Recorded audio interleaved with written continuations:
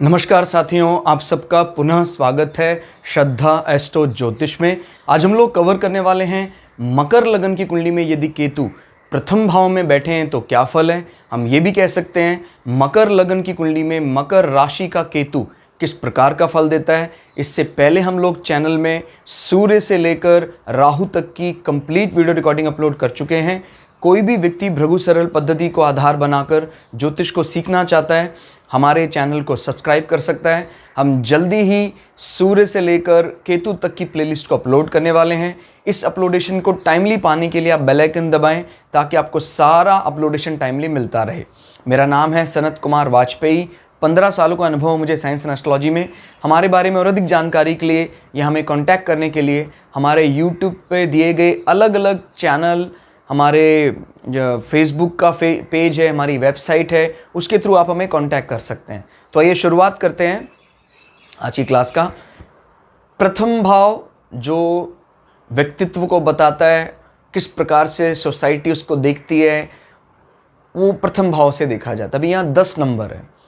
शनि के 2 रूप देखने में आते हैं। एक शनि एग्रेसिव रूप में आता है, एक शनि सबके साथ मिलकर चलने वाला है। याद रखिए, जो 11 नंबर माना जाता है कुंभ राशि, जो काल पुरुष की कुंडली में लाभ स्थान भी बताता है, ये प्राय सभी लोगों से, अगर लाभ दृष्टि उनकी देखी जाए, लाभ अगर आता है तो प्राय सबके साथ मिलकर चलने वाले होते हैं। हालांकि शनि क्योंकि तामसिक प्रवृत्ति का है तो ये तो रहता ही है उनके मन में विचार में कि अगर इससे हमें लाभ प्राप्त हो रहा है तो इससे हमें नज़दीकी रखनी चाहिए। अदरवाइज हम चाहे शत्रुता ना करें लेकिन मित्रता रखने का भी कोई खास प्रयोजन नहीं बनता है। तो वैसे देखा जाए आज की दृष्टि से प्रैक्टिकल राशि मानी जा सकती है बहुत ज़्यादा कुंभ राशि। अभी मकर राशि को काल पुरुष की कुंडली में दशम भाव के लिए जाना जाता है। दशम भाव में हमें बहुत ज़्यादा एनर्जी की आवश्यकता है। कर्म के लिए आपको बहुत ज़्यादा एनर्जेटिक होना चाहिए। तो वो एनर्जी जब लग्न में आ जाती है तो नो डाउट 10 नंबर के प्रभाव से व्यक्ति जो होगा उसमें ये 10 नंबर का प्रभाव रहता है, तो एनर्जेटिक तो होता ही है। अब केतु को जो हमने अभी तक पढ़ा है, जो उसका जो नज़रिया है बाय डिफ़ॉल्ट, वो जल तत्व और अग्नि तत्व राशियों के लिए एक सिंपैथी रखता है केतु। लेकिन यहाँ पर ये लीक से हटकर अलग प्रकार का बर्ताव करता है। जैसे मंगल को चंद्रमा की राशि कर्क राशि नहीं भाती, जबकि मंगल चंद्रमा के मित्र हैं। इसी प्रकार से केतु क्योंकि कुजवत कहा जाता है, मंगल के समान कहा जाता है, तो इस राशि में पराक्रम को बढ़ाने वाले होते हैं। आदमी गुप्त युक्तियों को जानने वाला होता है। ज़्यादा वाचाल नहीं होगा, ज़्यादा बोलेगा नहीं, लेकिन वो गुप्त युक्तियों को जानता है। तो यहाँ पर वो एक अच्छे एंगल में कहा जा सकता है पराक्रमी होता है। चाहे वो बात बात पर अपने पराक्रम का दिखावा ना करे, क्योंकि दिखावा के लिए केतु नहीं जाना जाता है, कि दिखावे के लिए राहु जाना जाता है। तो ये अंतर है, ध्यान रखना है कि केतु का जो पराक्रम होता है इसको हम मंगल से भिन्न मानते हैं। मंगल बहुत ज़्यादा डेडिकेटेड है, संलग्न रहता है प्रजा के साथ या प्रजा के कार्य के लिए निरंतर।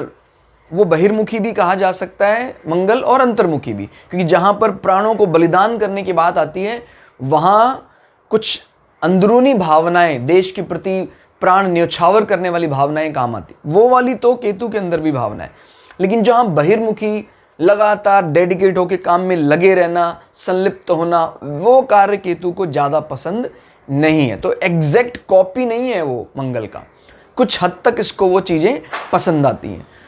तो अगर केतु यहाँ बैठे हुए हैं और अगर मंगल भी साथ बैठा हुआ है, तो मंगल आपको पता है इस राशि में उच्च का माना जाता है। उच्च के मंगल के साथ केतु उसको बढ़ा देता है, उसके बल को बढ़ा देता है, मंगल के बल को, कि कुजवत है वो।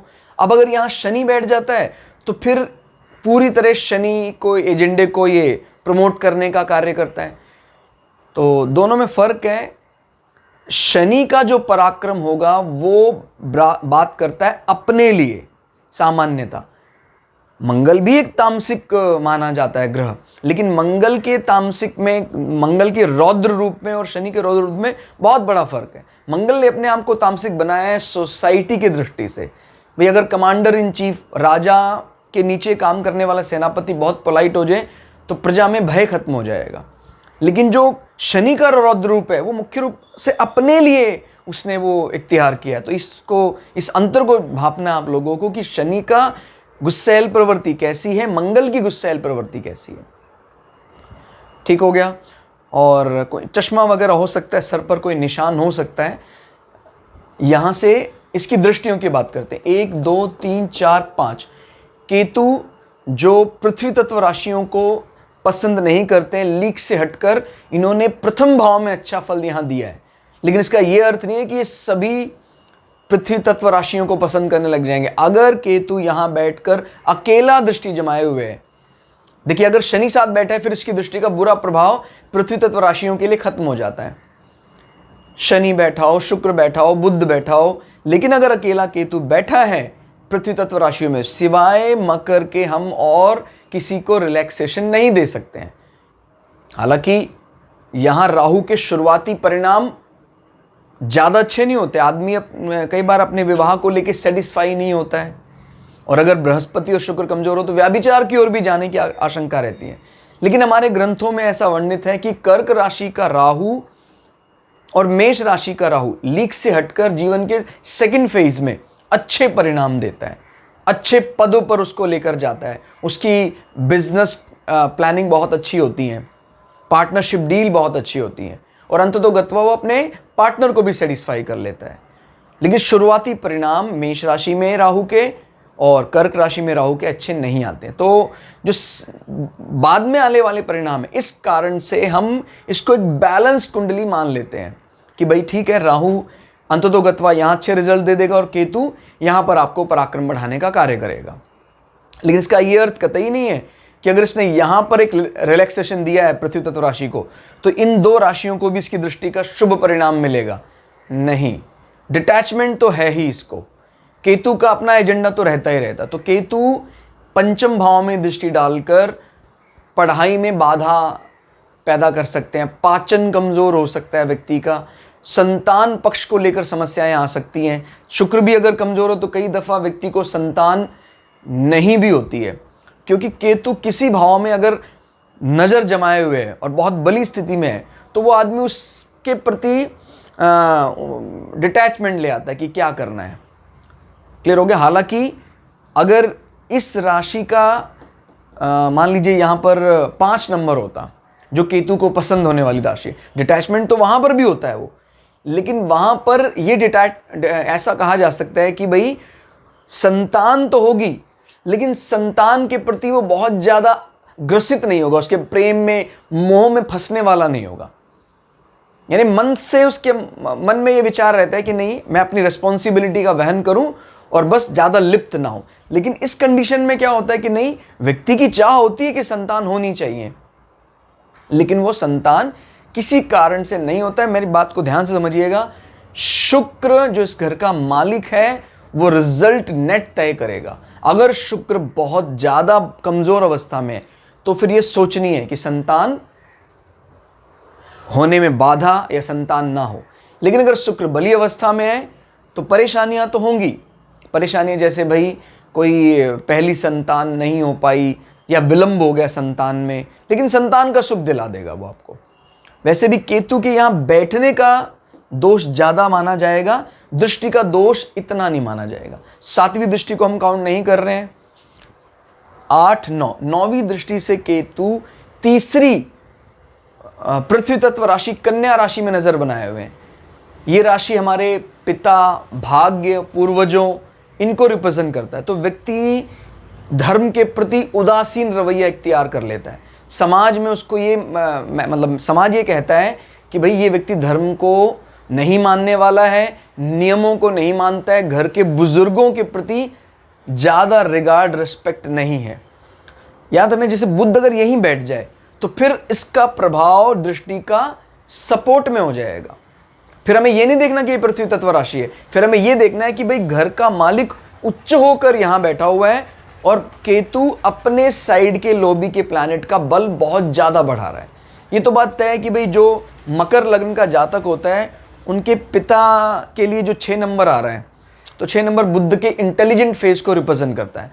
तो वो लोग बड़े सधे हुए और नपा तुला बोलते हैं, उनके पिता के व्यवहार को यहाँ से जाना जा सकता है। अगर बुध बली हो फिर कहना ही क्या, और अगर बुध कमजोर हो तो पिता का बाय डिफॉल्ट वो कैरेक्टरिस्टिक्स तो बताता है, लेकिन वो रियलिटी की बजाय वर्चुअलिटी की तरफ चला जाता है। ध्यान रखिएगा, कोई भी नंबर कहीं है तो डिक्लेयर कर देता है कि भाई हाँ वैसा होना चाहिए, लेकिन वैसा रियल है या वर्चुअल है वो पता लगता है घर। जैसे मान लीजिए 4 नंबर है, तो मकर लग्न का जो भी पार्टनर होगा, पति या पत्नी, वो कर्क के प्रभाव से प्रभावित होगा। अब अगर मान लीजिए चंद्रमा बहुत कमजोर अवस्था में है तो वो सिर्फ दिखता है वैसा कि वो हंसमुख है, लेकिन वो वास्तव में बड़ा व्यथित रहता है, दुखी रहता है। और यहीं अगर चंद्रमा बली हो उस कुंडली में तो फिर कर्क लग्न यानी उसके जो पार्टनर है उसके लिए वो एक रियलिटी बन जाएगा कि हाँ सच में वैसा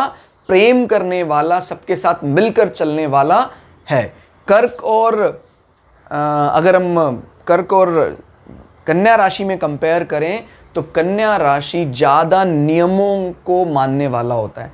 कर्क राशि वाला नियमों को तो मानता है, लेकिन कई दफ़ा वो नियमों को ओवर रूट कर देता है। किसी व्यक्ति विशेष के लिए अगर उसकी अटैचमेंट ज़्यादा है तो नियमों को ताक पर भी रख देते हैं। तो अपनी अपनी विशेषताएं हैं, सभी राशियों की अपनी अपनी विशेषताएं हैं। तो कन्या का मतलब है एक ऐसी लड़की जो अपने वर्जिनिटी का या कहीं ब्रह्मचर्य का कठोर पालन करती है, वो यहाँ पर कन्या राशि का अर्थ होगा। ठीक हो गया। केतु से डिटैच यानी पिता से कम संवाद, पिता से दूरी बनाकर रखना। कई दफ़ा ऐसी कंडीशन में जंघा वाले हिस्से में दिक्कत आ सकती है, लेग पिट्स में वहाँ कहीं आपको रैशेज हो सकते हैं, खुजली हो सकती है, फोड़ा फुंसी भी हो सकती है। तो कुल मिला के देखा जाए केतु ने यहाँ प्रथम भाव में लीक से अलग हटकर पृथ्वी तत्व राशि में पराक्रम को बढ़ाने का काम किया है। जैसे मंगल मकर राशि में उच्च का हो जाता है, वैसे ही केतु लीक से अलग हटकर इस पृथ्वी तत्व राशि को सपोर्ट करने लग जाता है। तो दोस्तों आज के लिए इतना ही। क्लास आपको कैसी लगी कमेंट करके जरूर बताइएगा। मिलते हैं अगली क्लास में, तब तक के लिए जय श्री भगु पराशरा, जय श्री शुक्राचार्य, नमस्कार।